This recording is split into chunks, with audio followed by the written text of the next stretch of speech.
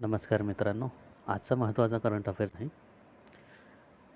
8व्या वेतन आयोगाच्या अध्यक्षपदी कोणाची नियुक्ती करण्यात आली आहे?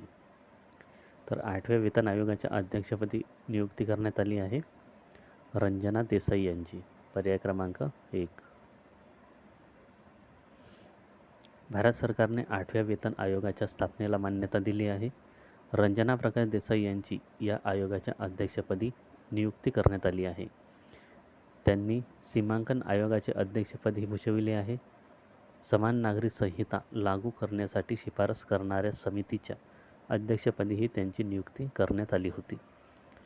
त्या सर्वोच्च न्यायालयाच्या माजी न्यायाधीश राहिले आहेत. इतर 2 सदस्य आहेत. एक पुलक घोष, प्राध्यापक आहेत IIM बंगळुरू. दुसरे सदस्य आहेत सदस्य सचिव म्हणून पंकज जैन, पेट्रोलियम मंत्रालयातील सचिव. तर हा होता आजचा महत्त्वाचा प्रश्न. वीकली करंट अफेअर्सचे व्हिडिओ चॅनलवर टाकलेले आहेत. ते बघितले नसाल तर ते पण नक्की बघून घ्या. तर हा व्हिडिओ आवडला असेल तर लाईक करा, शेअर करा आणि अशाच व्हिडिओंसाठी चॅनलला सबस्क्राईब करा.